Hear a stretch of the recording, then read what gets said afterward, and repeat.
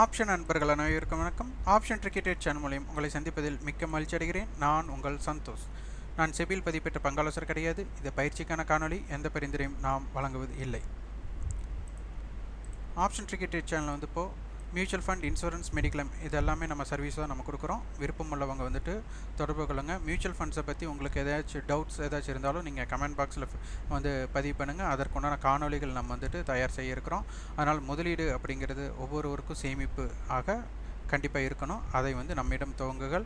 ஏற்கனவே நீங்கள் mutual funds போட்டிருந்த எஸ்ஐபிஆர் லம்சம் போட்டிருந்தாலும் உங்களுக்கு நீங்கள் ஏற்கனவே இருக்கிற இடத்துல உங்களுக்கு சிறந்த சேவை கிடைக்கல அப்படின்னா நம்மிடம் அதை அப்படியே ஸ்வாப் பண்ணலாம். வித்தவுட் காஸ்ட், கட்டணம் இல்லாமல் அப்படியே மாற்றலாம். நம்மிடம் வந்து உங்களுக்கு ஒரு சிறந்த சேவை உங்களுக்கு வழங்கப்படும். விருப்பம் இருந்தால் நீங்கள் செய்யலாம். இது கட்டாயமெல்லாம் கிடையாது. எங்களிடம் புதிதாகவும் எஸ்ஐபி நீங்கள் துவங்கலாம். ஓகே, இன்றைக்கி காணொலியில் நம்ம என்ன பார்க்க போகிறோம் அப்படின்னா, மார்க்கெட்டோட வீக்லி லெவல்ஸ், லாஸ்ட் வீக்கோட லெவல்ஸ் எப்படி இருந்தது, அடுத்த வாரம் எப்படி எல்லாம் லெவல்ஸை நம்ம பார்க்கணும் அப்படிங்கிறத நம்ம இந்த இடத்துல பார்க்க போகிறோம். இங்கே நீங்கள் ரிசர்வ்ஸில் ஹிஸ்டாரிக்கல் ரிப்போர்ட்ஸ் போய்க்கோங்க. இதில் ஹிஸ்டாரிக்கல் டேட்டா போயிட்டிங்கன்னா உங்களுக்கு இந்த மாதிரி டேட்டாஸ் வந்துடும். இப்போ இதில் நம்ம வந்துட்டு கடைசி 2 வாரத்தோட டேட்டாவை நம்ம பார்த்துறோம்.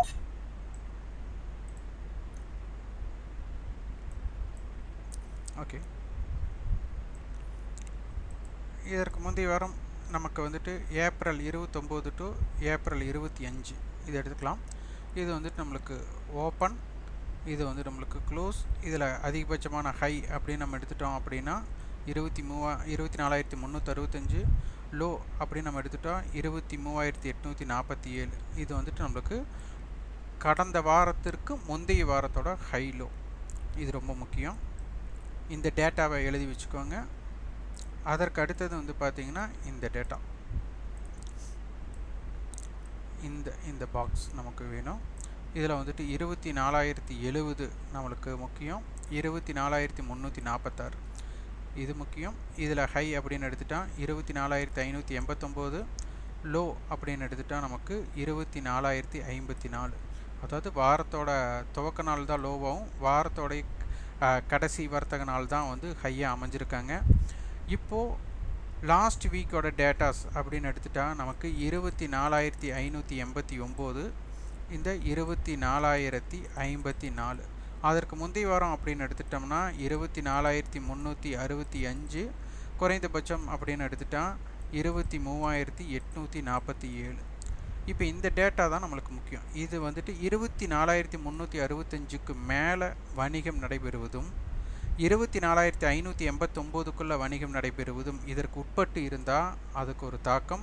மார்க்கெட் 24,365க்கு கீழேயே வணிகம் நடைபெறுவது அப்படின்னா அது ஒரு தாக்கம். அப்போ இந்த இன்பிட்வீன் கேப் என்ன மாதிரி நடக்க போகுது அப்படிங்கிறதும், இதற்கு கீழே இந்த லோவுக்கு கீழே இந்த 24,054 23,847 அதற்கு கீழே வணிகம் நடைபெற்றால் அப்போ இந்த லெவல்ஸ் எல்லாம் நீங்கள் பார்த்து வச்சுடணும். இப்போ க்ளோசிங்னு எடுத்துட்டால் 24,346, 24,039 நமக்கு ரொம்ப முக்கியமான ஒன்று. அப்போது மார்க்கெட் வந்துட்டு அடுத்த வாரம் அப்படிங்கிற இடத்துல 24,346க்கு மேலேயும் கடந்த வாரத்தோட ஹை 24,365க்கு மேலேயும் நமக்கு திங்கட்கிழமை, அதாவது அடுத்த வணிகத்தில் ஓப்பன் ஆகிற ஓப்பன் இதற்கு மேலே இந்த 3க்கும் மேலே வணிகம் மார்க்கெட் நடைபெற்றால் நமக்கு கால் செல்லர் அப்படிங்கிறவங்க ஒரு அலர்ட் ஜோனில் இருப்பாங்க அப்படிங்கிறத புரிஞ்சுக்கணும். இல்லை இந்த 3 லெவலுக்கும் கீழே வணிகம் நடைபெறுகிறார்கள் அப்படின்னா மார்க்கெட்டில் கால் செல்லர் வந்து பேனிக் இல்லை.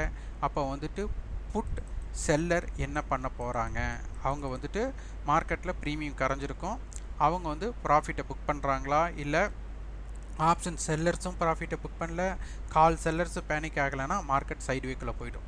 அப்போ இதை வந்து நம்ம உன்னிப்பாக கவனிக்கணும். இதை ஸ்க்ரீனில் முன்னாடியே அடுத்த வணிகம் நடைபெறும்போது இந்த டேட்டாஸ் உங்கள் முன்னாடி நிஃப்டி ட்ரேட் பண்ணுறீங்க அப்படின்னா இது கண்டிப்பாக உங்கள்கிட்ட இருக்கணும். ஓகே, அடுத்து ஆஸ் யூஷுவல் நம்ம என்ன பார்க்க போகிறோம் அப்படின்னா நிஃப்டியோட க்ளோசிங் அப்படிங்கிறது பார்க்க போகிறோம். இது வியாழக்கிழமையோட க்ளோசிங்கும், அதாவது கான்ட்ராக்டோட முந்தைய நாள் அதற்கு முந்தைய நாள் 2 க்ளோசிங்கும் நம்மளுக்கு நியர்பையே தான் இருக்கிறாங்க அப்படிங்கிறத இது மூலியம் நம்ம பார்க்க முடியுது. பாருங்கள் 24,350.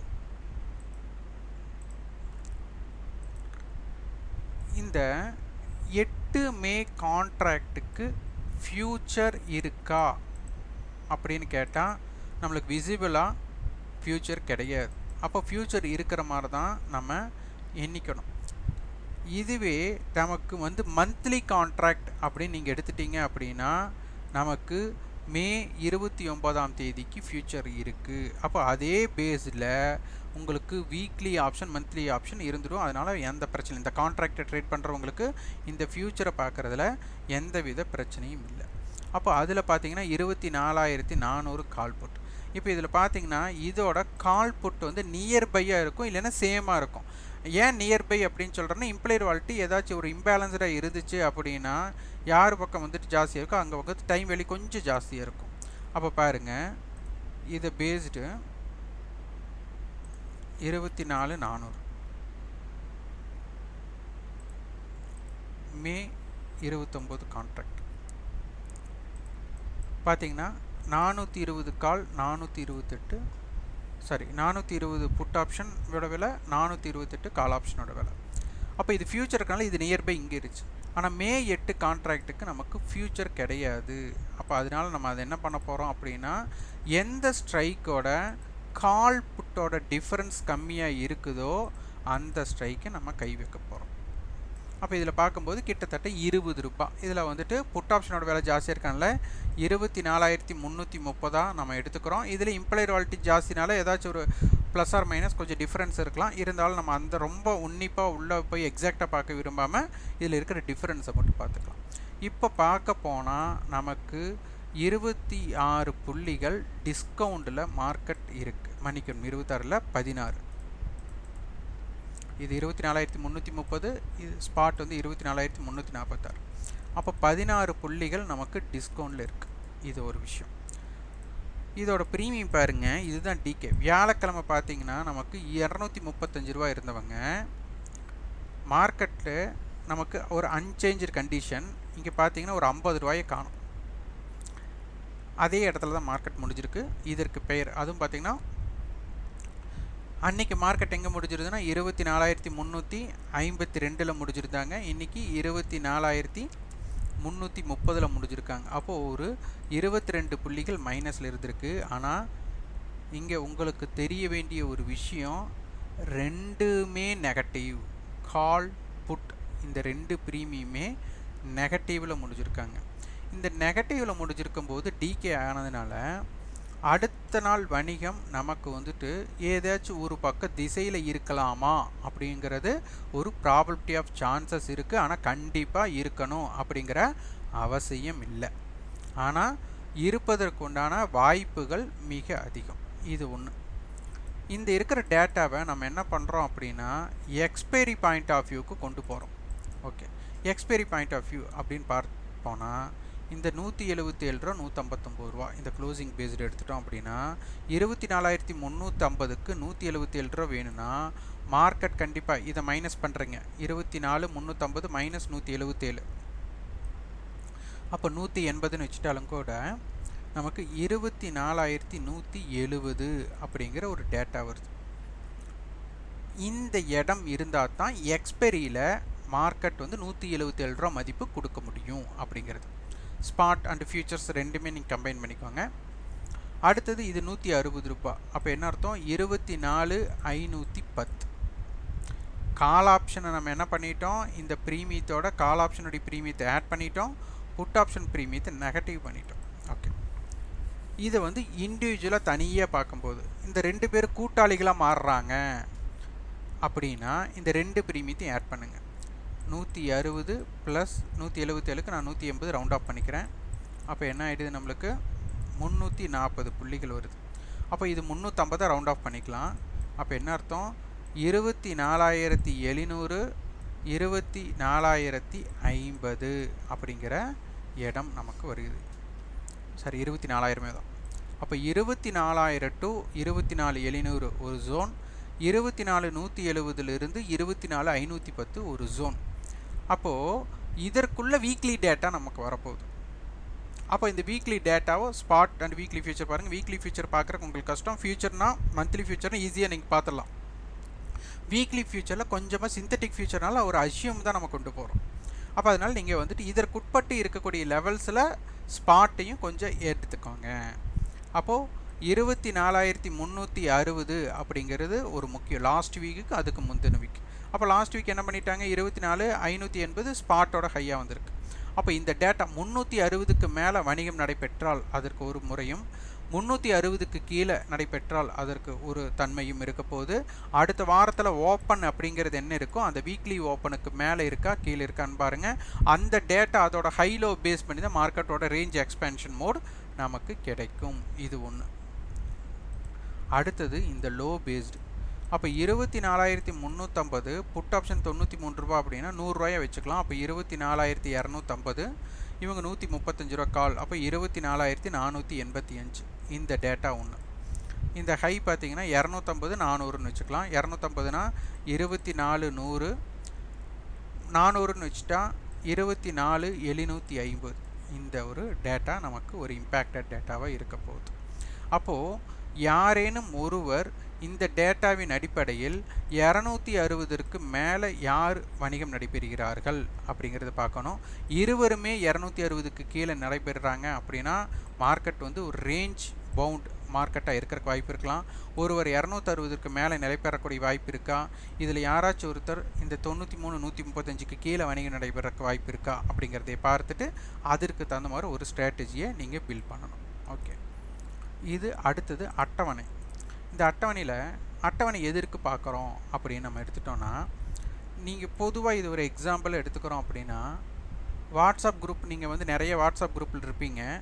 நிறைய வாட்ஸ்அப் குரூப்பில் இருந்தாலும் எல்லாம் அந்த வாட்ஸ்அப் குரூப்பில் இருக்கிறவங்க எல்லாருமே ஆக்டிவாக இருப்பாங்களா அப்படின்னு கேட்டால் கண்டிப்பாக இல்லை.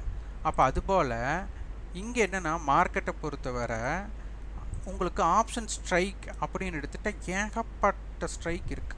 இதற்குள்ளே பார்த்தீங்கன்னா ஏகப்பட்ட ஸ்ட்ரைக். அப்போ இந்த எல்லா ஸ்ட்ரைக்குமே ஆக்டிவாக இருப்பாங்களான்னு முடியாது. அப்போ ஏதாச்சும் ஒரு ஸ்ட்ரைக் தான் ஆக்டிவாக இருக்கும். அப்போ அந்த எந்த ஸ்ட்ரைக் ஆக்டிவாக இருக்கோ அதான் ஒரு டாமினேட் பண்ண போகிறாங்க மார்க்கெட்டை.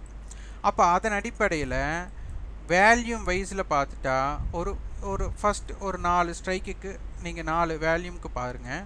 இதில் 24,500 கால், 24,300 புட். இது ஃபஸ்ட்டு 2 பேரும் ஃபைட்டராக இருக்காங்க. அப்போ என்ன அர்த்தம், 24,300 24,500. அப்போ இதோட நடுநிலை 24,400. அப்போ 24,400க்கு மேலே மார்க்கெட் இருந்தால் 24,500 டாமினேட் பண்ண போகிறாங்க. 24,400க்கு கீழே மார்க்கெட் இருந்தால் 24,300 டாமினேட் பண்ண போகிறாங்க. இது ஓகே. அப்போது இதன் அடிப்படையில் பார்க்க போனால் இது வந்து மதில் மேல் பூனை மாதிரி. அப்போ மார்க்கெட் 24,400க்கு மேலே டாமினேட் பண்ணோம்னா 24,300 புட்டோட ப்ரைஸுக்கு மேலே 24,400 கால் ட்ரேடு நடந்துகிட்ருக்கணும். அந்த ட்ரேடு நடக்கிறவங்க 300 புட்டோட ஹைக்கு மேலேயும் ப்ரீவியஸ் க்ளோஸுக்கு மேலே இருக்கிற இடம் கிடச்சிருச்சு அப்படின்னா மார்க்கெட் 24,400க்கு மேலே தான் மோனோபோலியாக இருக்கக்கூடிய வாய்ப்புகள் அமையலாம். அப்போ அந்த இடத்துல என்ன மாதிரி சினாரியோஸ் கிடைக்கிது அப்படிங்கிறத இங்கே பார்க்கணும். அப்போ இந்த டேட்டா நமக்கு ரொம்ப ரொம்ப முக்கிய டேட்டாவாக மாறிடும். அப்போ இதற்கு தகுந்த மாதிரி பேஸ் பண்ணி நீங்கள் ஸ்ட்ராட்டஜிஸை பில்ட் பண்ணணும். ஓகே, இது வேல்யூம் பேஸில். இது அடுத்து டேர்ன் ஓவர் பேஸ்லையும் பார்க்கணும். இந்த டேர்ன் ஓவர் பார்க்குறதுக்கு இங்கே வேல்யூ இருக்கிற காலத்தை நான் இது பண்ணுறேன். இதில் 24,500 கால், 24,400 கால், 24,400 புட், 24,300 புட். அப்போ இதை பேஸ் பண்ணும்போதும் 24,400 தான் ரொம்ப நடுநிலையாக இருக்கிறாங்க. அதனால் இவங்க டேட்டா நமக்கு முக்கியம். அப்போ 24,400 அடிப்படையில் நமக்கு க்ளோசிங் எடுத்துட்டால் காலோட க்ளோசிங் 135, 24,535, புட்டோடது 200. அப்போ 24,200. இவங்க 2 பேர்த்தோட லோ அப்படின்னு பார்க்க போனால் 100 வச்சுட்டான் அப்படின்னா 24,500ம் 24,300ம் ஒரு பேஸ்டு இருக்க போகிறாங்க. இதில் ஹை பார்த்தா நம்ம காலுக்கு 356 ரூபா. அப்போ 24,756. புட்டோடது பார்த்தீங்கன்னா ரூ. 300. அப்போ 24,100. அப்போ இந்த 24,100 டு 24,756, அப்போ 750 இதுக்குள்ளே இருக்கக்கூடிய ஸ்ட்ரைக்ஸ் மோஸ்ட் ஆக்டிவாக நீங்கள் பார்க்கணும். அதில் ரொம்ப ஆக்டிவாக இருக்கிறது 24,400. அப்போ இந்த 24,400 கால் புட்டு தான் மார்க்கெட்டை டாமினேட் பண்ணுறதுக்குண்டான வாய்ப்புகள் மிக அதிகம் அப்படிங்கிறதை நம்ம உணர்ந்து பார்க்க வேண்டும். ஓகே, ஆப்ஷன் செயினில் இம்ப்ளைட் வாலிட்டி எப்படி இருக்காங்கன்னு பார்க்கணும். இதில் பார்த்தீங்கன்னா கால் சைடு வந்துட்டு இம்ப்ளைட் வாலிட்டி குறைவாகவும் புட் சைடு அதிகமாக இருக்கிறாங்க. அப்போ இது இம்பேலன்ஸ்டாக இருக்கிறத பேலன்ஸ்டு பண்ணுறதுக்கு மார்க்கெட் மூவ்மெண்ட் பண்ணுவாங்க. அதுவும் ஸ்பீடாக இருக்கக்கூடிய வாய்ப்பு 9:15 டு 10 மணிக்குள்ளே ஒரு வேகமான மூவ்மெண்ட் கண்டிப்பாக இருக்கிறதுக்கு அதிகமான வாய்ப்பு இருக்கும். அதனை வந்து உற்று கவனித்து பாருங்கள். ஓகே, இப்போ சின்ன ஒரு கதை நம்ம பேச வேண்டிய தருணம். நம்மிடம் வந்துட்டு கால் பண்ணி நம்மளுடைய கட்டண பயிற்சி கேட்குறவங்க நிறைய பேர் வந்துட்டு நான் கடனில் இருக்கிறேன், இந்த கடனை அடைப்பதற்காக நான் வந்துட்டு ஆப்ஷன்ஸ் ட்ரேட் பண்ண போகிறேன், அதனால் உடனடியாக நான் வெற்றி பெற்று இந்த கடனை அடைக்க முடியுமா அப்படின்ட்டு ஒரு கேள்விக்குறி கேட்குறாங்க.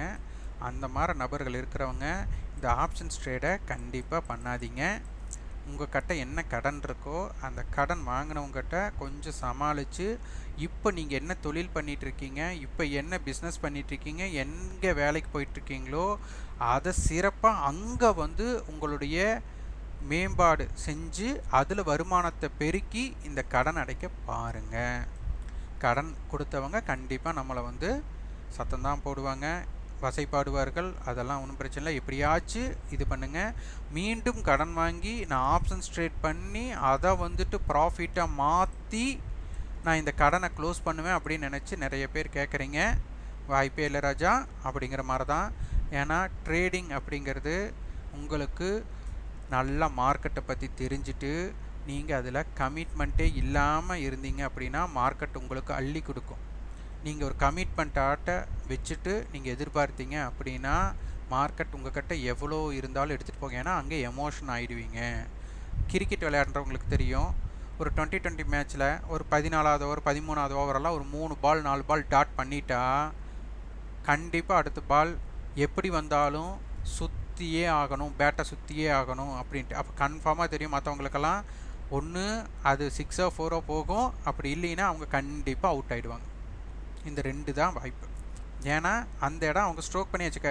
2020 மேட்ச்சில் போய் நம்ம இது பண்ணோம். அதே மாதிரி நீங்கள் கடனில் இருக்கிறீங்க, ஒரு நாள் ட்ரேட் கிடைக்கல, 2 நாள் ட்ரேட் கிடைக்கலனா 3வது நாள் ட்ரேடு பண்ணி தான் ஆகணுங்கிற கட்டாயத்துக்கு நீங்கள் உள்ளே போயிடுவீங்க. அது வாய்ப்பு இருக்கிற ட்ரேடா வாய்ப்பு இல்லாத ட்ரேடான்னு உங்களுக்கு தெரியாது. அதனால வந்துட்டு அப்புறம் ட்ரேட் பண்ணிங்க வாய்ப்பே இல்லாத இடத்துல போய் ட்ரேட் பண்ணிங்கன்னா கண்டிப்பாக நஷ்டம் தாங்க. ஏன்னா நீங்கள் ட்ரேட் கிடைக்கலன்னா என்ன பண்ணுவீங்க, ட்ரேட் பண்ணால் தான் லாபமே வரும் அப்படிமோ. ட்ரேட் பண்ணால் லாபமும் வரலாம் நஷ்டம் வரலாம்.